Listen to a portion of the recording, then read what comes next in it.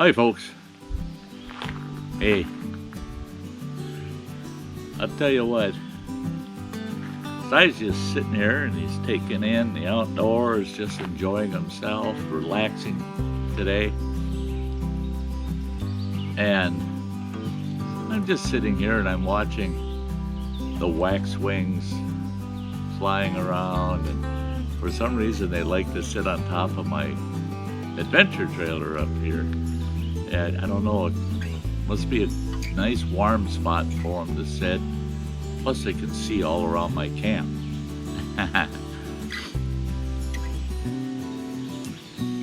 But sitting here watching the little waxwings flying around, hanging out, I glanced down and there's a wildflower over here off to my left, and I saw a big old bumblebee come in and land on that flower. And he was busy. He was in there trying to get all the nectar he could out of it. Well, then it reminded me of a discussion I had with this old fella not too long ago. And he talked about when he was a young man, how him and his grandfather used to be honey hunters. They went out and they tried to find wild stashes of honey. Now, it was very interesting. He told me a lot about the history of honey, and I was amazed. So I did a little checking up and I looked at the history of honey in the United States, in the American continent, and I was surprised to find out before the Europeans came west to the continent of America, there were no true honeybees here. Here we got a big old bumblebee, and that's a perfect example. There were different types of bees here in the North Americas. Some produced honey, but never a lot of honey. A bumblebee is a good example. And that's what was feeding on that little flower, was a big old bumblebee. Now, they create combs and they make honey just like a honeybee. The difference is they only make enough honey for them to feed themselves through the winter. If something raids their honeycomb, they have to hurry up and reproduce that honey that was taken, because they only produce enough for themselves to get through the winter. Where the European honeybee produces way too much honey for their own needs. So you can harvest the honey from a European honeybee and it doesn't affect the bee over the winter, because you leave enough for them to feed on over the winter. But they make such a huge surplus that it doesn't hurt for us to harvest honey. There were no honey producers on this continent before the Europeans came here and settled. They brought bees with them. Now this is hard to believe. Back in the 1600s, bees were introduced, and it seems like they were introduced heavily in Virginia. Well, that's one thing with honeybees, is they'll split up. And And they'll go create another hive, and then they'll go create another and another. In a matter of 100 years, European honeybees had populated over 2/3 of the whole United States. They were finding honeybees west of the Missouri River. The old mountain men and pioneers would write in their journals that they went out hunting for honey, that they traded for honey. And honey became a very important staple to all the old pioneers of the day. Sugar was hard to come by and it was very expensive. Honey was free. All you had to do was find an old hollow tree that had a hive in it, and you could harvest honey off of European honeybees. Well, the Native Americans, they took advantage of it too. They really did love the honey, and it was a good trade item. They could go out and find wild honey comb and harvest it, and they could sell it to the settlers and the mountain men of the day. Well, with every good thing, there's always some bad things.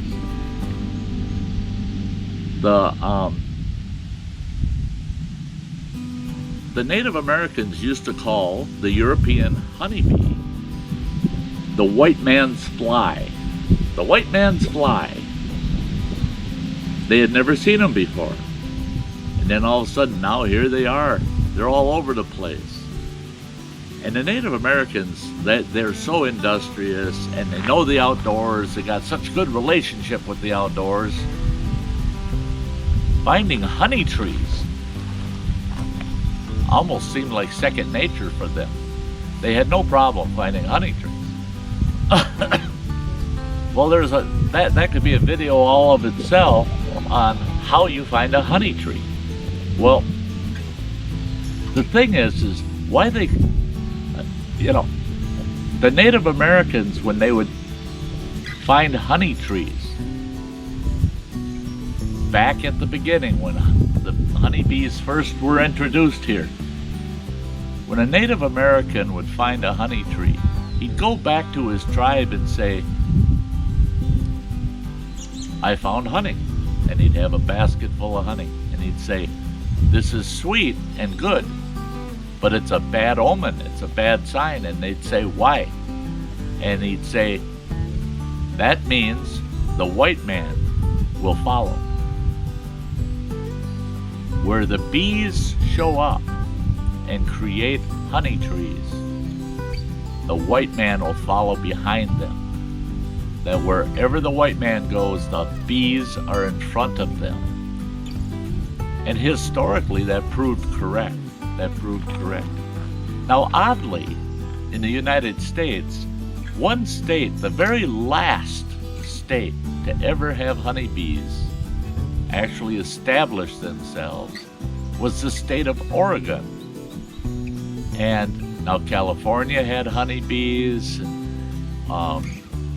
oddly enough, Washington State, but Oregon was the very last state in the lower 48 states of the United States that had honeybees. Now, the honeybees that you find in hollow trees out in the woods that produce huge amounts of honey, unlike the bumblebees, the native bees that were here, they are not domesticated bees. They became wild bees. And now there's different types of subspecies of bees in the United States that produce large amounts of honey out here in the forested areas. And and typically the bees like forested areas where they can find hollow logs that are laying down or standing dead trees that are hollow, and they can build their hives in them. Okay, now you get into areas that have a lot of rocky terrain, lots of rocks and cliffs and with crevices. They like those also. They'll get in those crevices and they'll make their hives in those big crevices. The bee, the fact that the bee was never here, the honeybee was never here prior to the Europeans coming to this continent, is kind of a misnomer, because when I was growing up, we were under the impression that Native Americans have been using honey way before the Europeans ever showed up. That honey was probably a mainstay of the Native Americans as far as a sweetener. And the fact of the matter is no, they did not. Most Native Americans didn't have a clue that there was such a thing as honey. They didn't even know what honey was until the European honeybee was introduced. If they found a nest, a hive of bumblebees, they didn't mess with it. They didn't mess with it. And there was never enough honey in one of those hives to even make it worth getting stung by bees. You'd be lucky if you got a little tiny handful of honey out of a bumblebee hive. And then if you took that honey and it's later in the season, those bumblebees, that hive is dead. You just killed that hive because they won't have enough honey to survive the winter. So for Native Americans, they didn't even know what honey was. And I know I've had Native Americans and non-Native Americans alike tell me, "Oh, Sty, you're full of baloney." No, research it, look at it, look at the history, look at the Native American history, sound history, not just wives' tales, but sound history. And no, there was no honey prior to the Europeans coming to this continent. Now, does that mean Native Americans didn't have anything sweet? Because they sure didn't have sugar. Well, that's not true. Native Americans had mastered the collection of maple and birch sap and rendering that down to maple sugar and birch sugar. They had plenty of sweetener if they lived near birch and maple. They knew how to produce their sugars. They just didn't have honey. And of course they didn't have white sugar, cane sugar. So there's a little something about bees, right? Sty sees one bee on one little flower. Boom. Brings back a memory of an old fella. Now this old fella, by the way, he was majority Native American. So for him to tell that tale to me and to tell me that bees were a bad omen, it meant that white man was coming. That Native Americans would see the bees, honeybees, setting up hives in their territories where they lived way before the white man showed up. But inevitably, you find honey, not far behind is the white man. So, very interesting, very, very interesting topic. I wish I could spend a lot more time on it. I hope you found interest in it, and I really hope that you take the time and do a little research. Now in the day and age, the world of the internet, oh boy, you can find a lot on there. Get on there and start researching about honey in the United States, in the continent, North American continent. How did honey get here? And you'll be surprised. There's a lot to learn, But again, that's why when you come outdoors when you get into the outdoors, pay attention. There's a big old bumble flying around right there. Oh, he's on that flower. Oh, he left. That flower is pretty cleaned out by the first bumblebee. But that's it. Take in what you see, what you hear, what you feel, what you smell. Take it all in when you're out here in the outdoors. It's a huge world. It's a huge world. People think the world is huge on the internet. I'll tell you what, you get out here, oh my Lord. Yeah, you can look around and you can say, well, I wonder what that flower is, or what. There's an Indian paintbrush over here, beautiful little Indian paintbrush all by itself. I don't know what that plant is. I don't know what that plant is. Oddly enough, a lot of the I see in here at a lot of these campsites, Kentucky bluegrass, lawn grass, right? What's that doing out here? Because you walk 20, 30 feet out of the campsite and you're not going to find it anywhere out here. Anywhere.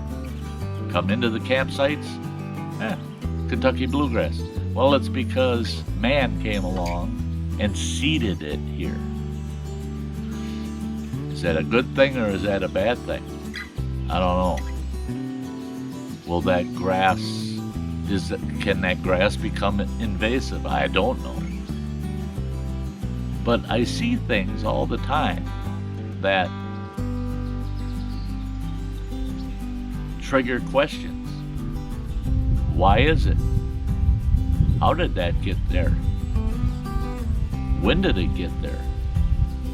Just like the honeybee. So I hope you enjoyed that. I hope you do your own research. It's an interesting topic. Maybe you heard enough. But, hey, if you're new to the channel and you enjoyed that topic, please subscribe so that you know when I'm posting something. You ring the bell and then you'll be certain it'll notify you every time I put a video or a live stream on the YouTube. Hit that like button for me, would you? And feel free, leave a comment. Questions, comments, love them. So until the next time, guys, hey, you all have a very, very nice day and get outdoors. Life is short. You gotta grab it by the reins and ride life as much as you can. So, till the next time, guys, love you. This is Sty North saying you all have a very, very nice day. Bye-bye.